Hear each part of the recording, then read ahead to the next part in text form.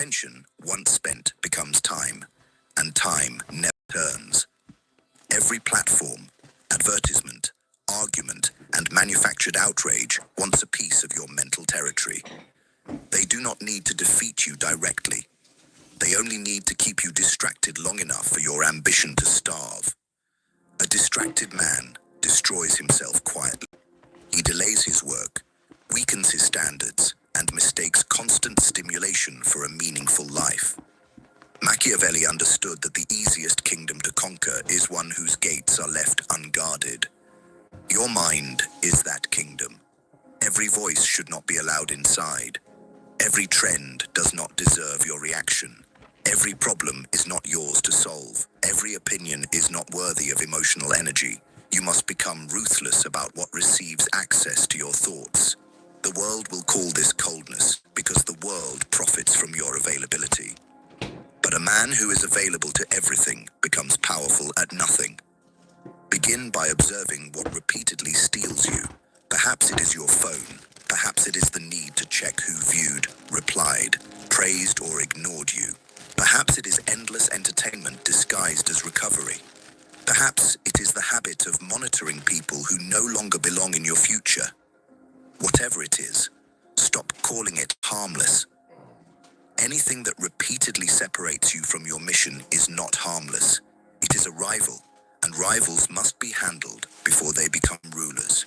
You do not need more time, you need fewer leaks. One focused hour can change more than an entire day of divided effort. But focus demands discomfort because the mind addicted to stimulation will resist silence. The moment you sit with one difficult task, your brain will search for escape. It will remind you of messages, cravings, unfinished conversations, imagined problems, and irrelevant questions. Do not obey, remain seated. Let the urge rise, peak, and disappear. Every time you refuse distraction, you weaken its authority. Train focus like a weapon. Choose one objective. Remove everything unrelated.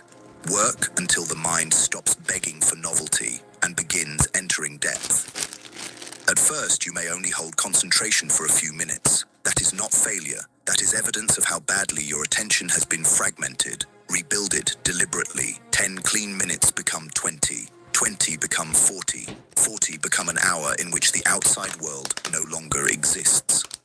This is where serious work begins. This is where ordinary men disappear from competition. Your enemies do not always come carrying hostility. Some arrive as entertainment. Some arrive as friendship. Some arrive as opportunities that flatter your ego but weaken your direction. Some arrive as people who constantly create emergencies because they know you cannot resist being needed. Learn to recognize distraction even when it smiles at you. Not every invitation is an opportunity. Not every request is an obligation. Not every conversation deserves an answer. Protecting your attention will require disappointing people who are comfortable spending it.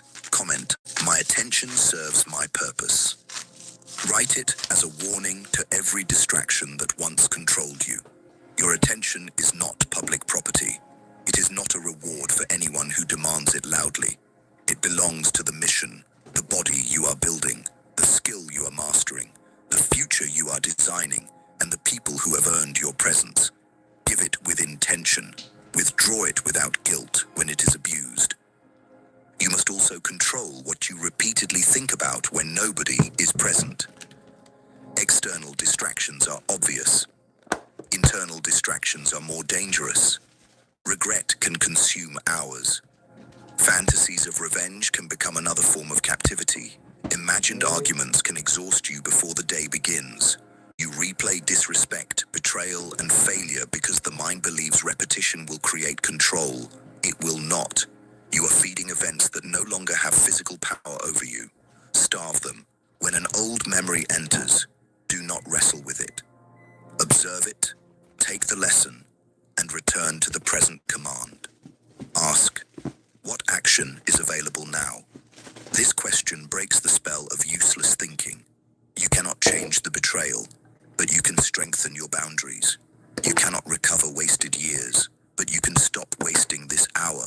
You cannot force someone to recognize your value, but You can become too focused to need their recognition. Action converts emotional poison into strategic movement without seeking permission. Your attention determines your emotional condition.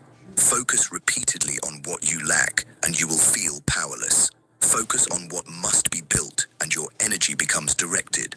Focus on enemies, and they occupy your mind without paying rent. Focus on standards, and enemies become irrelevant. This does not mean ignoring danger. It means refusing to give danger more space than strategy requires. Study the threat, prepare the response, then return to the objective. The disciplined mind is not empty. It is selective. It knows what to ignore, what to study, what to remember, and what to release. This selectivity creates calm because confusion disappears when priorities become clear. You stop chasing 10 goals and begin completing one. You stop reacting to every emotion and begin choosing the one action that serves you. You stop demanding certainty and begin moving with the information available. Eventually, focus becomes a form of intimidation. People notice that you cannot be easily provoked. They realize gossip does not move you, praise does not seduce you, and distraction does not purchase your time. Your silence becomes heavier because it is filled with direction. Your work becomes sharper because it is protected from unnecessary noise. Your progress accelerates because your energy is no longer scattered across things that never deserved it. This is how you become difficult to manipulate. Manipulation requires access to your attention. Fear needs you to stare at the threat. Shame needs you to replay judgment. Temptation needs you to imagine pleasure. Envy needs you to compare. But when your attention is commanded by purpose, these forces cannot remain long enough to control behavior. You notice them, refuse them, and return to the mission. Guard your attention more fiercely than your reputation. Reputation lives in other people's minds. Attention lives in yours. One is unstable. The other determines your future. Let them misunderstand your absence. Let them question your silence. Let them wonder why you stopped reacting. While they talk, build. While they scroll, study. While they chase stimulation, deepen your command. A man who masters his attention masters the direction of his life, and a man who chooses his direction cannot be easily led. Number 8. Become loyal to the man you are building. There comes a point in your transformation when discipline is no longer about forcing yourself to act. It becomes loyalty to the man you said you would become, to the future shaped when nobody is watching, and to the standards created before weakness began negotiating. Most men betray themselves so often that self-betrayal feels normal. They make promises in clarity, then abandon them in discomfort. They want power, but remain loyal to habits that keep them small. They want peace, but return to people who disturb it. They want progress, but protect every excuse that delays it. This is why their confidence remains fragile. Confidence cannot grow where self-trust is repeatedly broken. When you promise to wake early and remain in bed, you teach your mind that your word has no authority. When you say you will leave a destructive situation and return, you prove emotion outranks principle. When you choose temporary relief over purpose, you crack your identity. Eventually you stop believing your declarations. You speak about change, but a quieter voice remembers every surrender. You must repair that relationship through action, not through affirmations, not through dramatic announcements, not through another perfect plan. Action is the only apology your future will accept. Begin making smaller promises and keeping them without negotiation.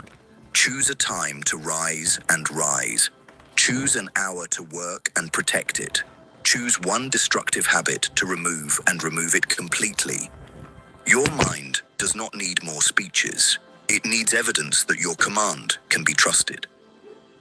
Machiavelli understood that authority collapses when commands are ignored. A ruler who threatens consequences but never acts teaches the kingdom that his words are empty. You have done the same within yourself. You issued orders without enforcement and declared standards without defending them. Your impulses learned that if they resisted long enough, you would surrender. Reverse that hierarchy. Your emotions may speak, but they do not vote. Your cravings may appear, but they do not command. Fear may warn you, but it does not choose the direction. This is how power becomes permanent. Do not mistake self-command for self-hatred. You are not building discipline because you despise who you are, because you refuse to keep abandoning who you could become. There is a difference between punishing yourself and training yourself. Punishment looks backward and says you are worthless. Training looks forward and says you are capable of more. One destroys identity, the other strengthens it. Be ruthless with the habit, but patient with the process. Remove excuses without removing self-respect. You will fail at times. You will lose focus. You may return to an old pattern and feel disgusted. That moment is dangerous because shame will try to turn one mistake into an identity. It will whisper that nothing changed and your effort meant nothing. Reject that conclusion. A setback is an event, not a verdict. Correct quickly. Do not spend 3 days mourning one bad hour to a ruined week. The strategic man recovers before failure.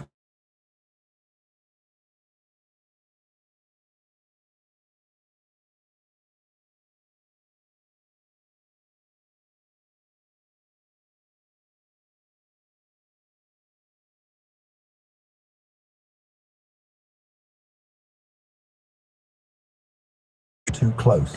The lesson of protecting your ego. Then adjust the system so the same weakness faces stronger resistance next time. Comment, I remain loyal to my future. Write it as a contract with the... You gotta get yourself an AM routine. Decisions he cannot make. He needs you to endure the morning, protect the hour, feeding body, the invitation, finish the work, and your mind repeating damage. Every with the things necessary of the world he inherits. Give him strength, not depth. To maximize, not explanations. Give him a body trained productivity. A mind sharpened by solitude. That's what it's all about. A reputation built by consistency. You must also become disloyal to your full breakfast, identity. fruit, romanticizing coffee, by avoiding respect. Stop defending habits for the physical, because they feel familiar. For old you may have for the mental, but he is no longer acceptable. Y'all hear it. Perhaps he was neglected. Perhaps he learned to hide. Motivational videos. I don't consider this motivational. This is just change perspective. It ain't like get up and go. It's just a different way of looking at things. You must disappoint the person you used to be in order to honor the person you are. You gotta switch it up, man. The old identity. You gotta look at things different.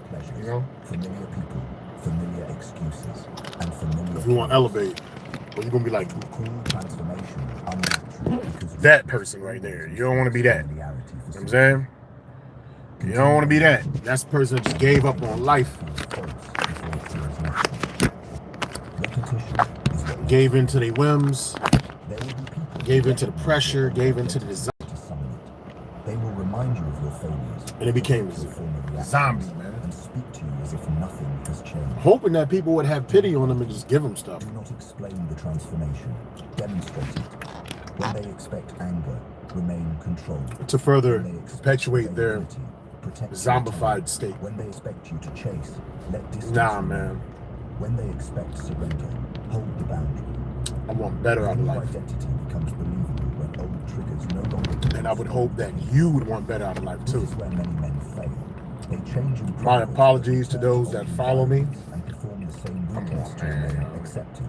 They reduce. Y'all posted up so close to the curb. I thought all y'all was parked. They laugh at what now disgusts them. They number habits they claim to have left. Yeah, yesterday ambitions so the room stays comfortable. Understand the cost. Honestly, my mind wasn't like my mind was just in another place. I'll pause this for a second. I forgot about the podcast. Honestly, this past weekend was just resting, recuperation. The job is tough, you know what I'm saying? But I've been dealing with the job for a year. I'm going on 2 years. Ain't the job. It's just all the traveling I've been doing. It started in May, like late May, around Memorial Weekend. Matter of fact, we went to where else, Stephanie? Me and my lady, we went to the West. We did a West Coast run from Vegas. Oh, sorry, to Los Angeles to Las Vegas, Hoover Dam,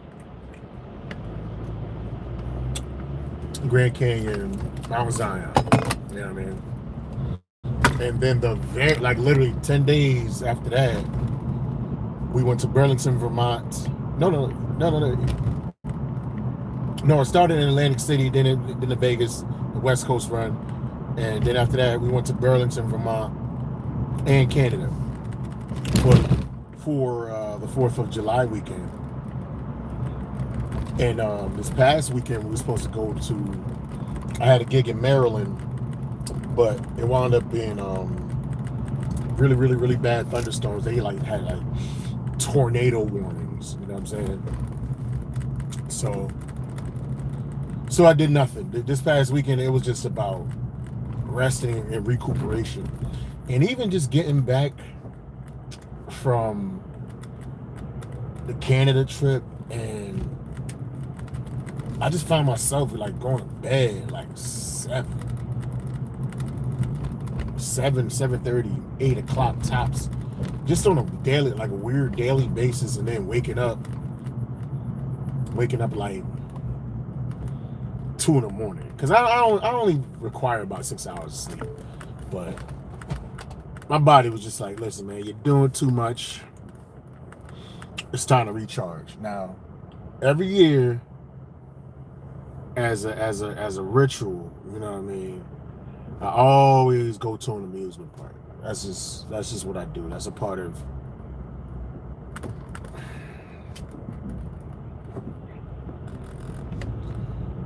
what I do. You understand what I'm saying? I like roller coasters. That's what I like doing, man.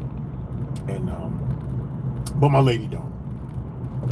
I had yesterday off, so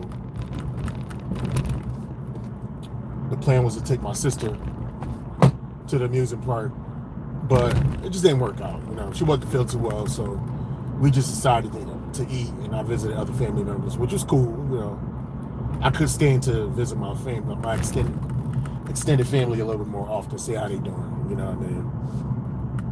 Shout out to my cousin Asia. Me and her got the same birthday. You know, she just like 15 years younger than me, something like that. So it was cool to see her and her family. So I did that with my sister, got back to the crib, and I was just real tired. Like basically, me and my sister was supposed to go to Lake Compounce, Bristol, Connecticut. They opened at 11. We was gonna go, you know, early. Basically, if we would have did it the way I envisioned, we would have been done everything by 2. Because the way me and my sister move when we go to amusement parks, we don't stay there all day. We seek out the best roller coasters. We get on those coasters, we bounce. But I ate breakfast with her, chill with her, and then, you know, went to my cousin's house with her and stuff like that. So I think I didn't get back home till like 2 or something like that. And I was just mad, exhausted, man. So I started some laundry, laid it down for a little bit. And I was thinking in my head, like, yo, I really like Lake Compounce. I really like it. You know what I'm saying? I know it's a smaller park, but to me, sometimes it ain't about the park being like a mega giant park. It's about just having some good rides, straight to the point. You can get on, get you a little exhilaration, get out. And they have that. Their mountain coaster is good. It's just very, very bumpy. And it's weird because I think I only went to Lake Compounce once before. Maybe I went as a kid. I do remember, like, their mountain coaster is very, very, very rocky. And I don't know if I experienced that roller coaster when I was young, or if a lot of people just talked about it being rocky. And so I'm just relating a memory of having a bumpy experience on that roller coaster. Point being is, once I did, it was fun. It was fun, but it's very, very, very, very, very rocky. But here's the issue. Because I'm dealing with IBS and I had flare-ups here and there, and I think I was having a flare from the breakfast that we had. My stomach was just all over the place. So the rockiness, it shook me up, but it was cool. I was able to get through it. Now they got this other roller coaster that basically, it's one of them those one-ended roller coasters. They go on a loop and they go back. You know what I mean? I forget what it's called, but it's orange. It shoots you straight up and it twists. So it has the fear of heights, the fear of upside down, the fear of spinning around, whatever. And I feel like my lat bar wasn't tight enough on my legs. Like I felt a little loose. So I couldn't really enjoy that ride like I would like to. And I was more or less bracing myself. All my muscles in my body were just tightening up, hoping I wouldn't fly out that damn seat. And my body was locking up so much that I was catching cramps in my muscles, so I couldn't even enjoy it. And then, you know, like I said, the belly and it's spinning around and everything shaking. I say that to say this, man. After those two rides, I mean, those are pretty much the two best roller coasters in the park. They had a couple other dope ones, but my stomach was so shooken up. I was like, man, I'm out. I stayed in that park hour and a half tops. Like, I got there about 4:30. I was out by like 6:15. I was gone. You know? And I'm thinking to myself, man, I think that's the last roller coaster I ever rode before. But I was only saying that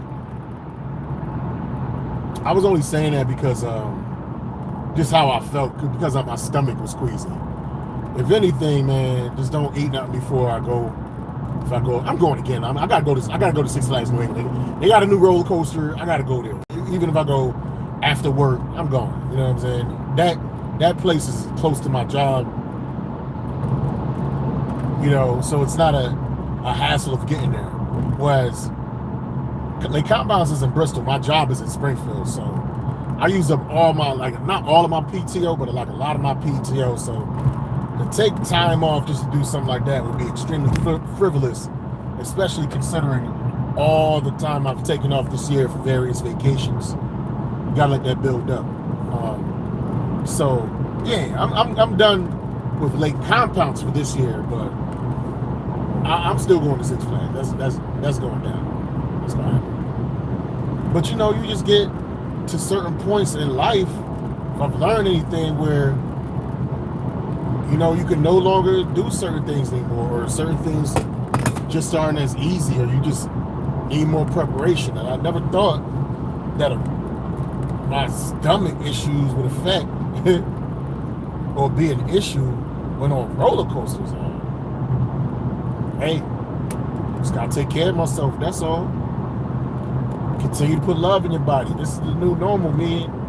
Until, you know, I mean, I went to doctors and everything, and they're just saying it's just diet. I just gotta eat better. My body can't process stuff the way it used to.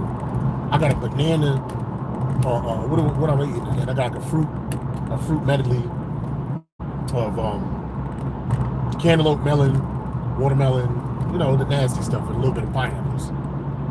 But I was told if you put a little bit of salt, a little bit of lime, it brings out the flavor. We're gonna see.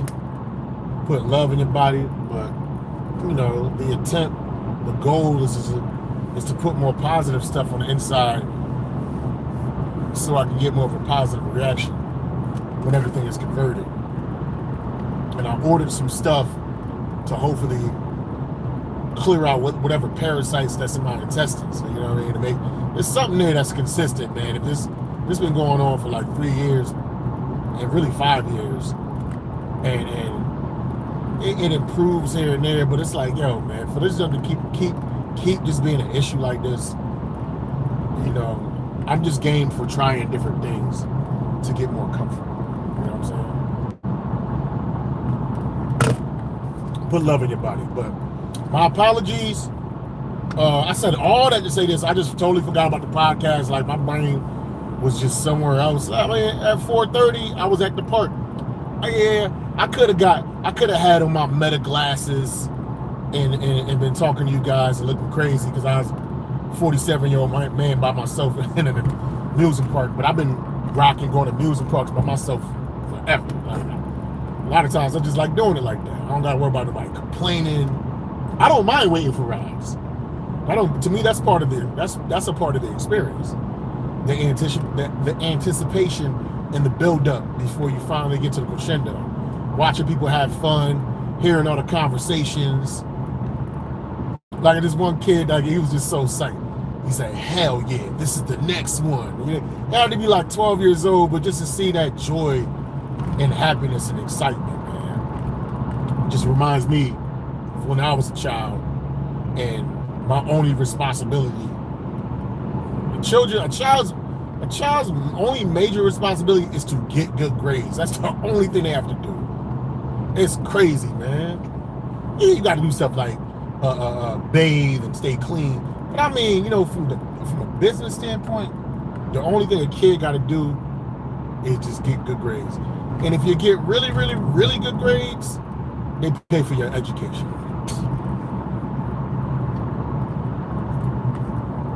But it's like you don't understand and appreciate that until you're older, when you got way more responsibilities, and you look back on them like, damn, if I would have just took that stuff more serious, things would be different now. You know what I mean? Things would probably be easier, or the path would be different. I think every path has a level of difficulty. I think a lot of times we deem something easy or difficult relative to our own experience. You may look at like a billionaire. Oh, he's a billionaire. He can get whatever he wants, but he's probably responsible for tens of thousands of workers. You know, and that's a lot of pressure. One wrong move, one wrong investment, one wrong decision, then he's directly responsible for negatively impacting thousands of lives. You know, Jeff Bezos make the wrong decision. You know what I mean? He's directly responsible for negatively impacting thousands of lives by the choices that he makes within his business. So everything has its own level of difficulty relative to the person that is experiencing it. You know? And you got to embrace the struggle. I said in one of my episodes, if there's no resistance, there's no progress. You know, you don't necessarily make progress until you break through. I use the example of a tooth. When you lose your baby teeth and your new ones come in, it has to break. It has to have some resistance. It has resistance and then it breaks through. You know? That resistance and it breaking through is an indication of its progress. And the effort. So I think one of the keys to this thing, if there are any keys to this life and this existence, is just embracing the journey, man, embracing the struggle. You know?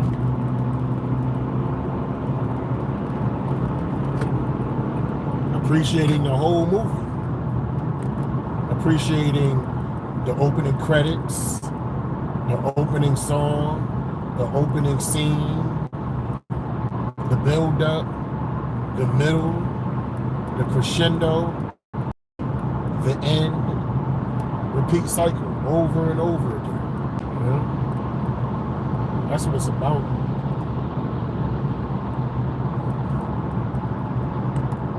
And don't take none of this so serious, man. So this is my makeup episode. This is the Tap In episode. Man, where we at? Oh, this is 110. This is the Tap In episode 110. Streaming this live. I'm about to sign off in a second, and then what I'll do, just to be on point, I'm gonna give you another episode today too on my ride home. But you know, whenever I have situations like this where I completely blank and forgot to post because my mind is on resting and rebuilding, I gotta go to work. So when I'm commuting to work, you know, I'll give y'all a little bit of something. You know what I'm saying? I'm commuting to work, man. I'm gonna hit y'all with a little something, man. And as I said, there's no such thing as writer's block. The comedy gods have not given you anything new to scribe on that page. It is their way of telling you to work on the things that they gave you.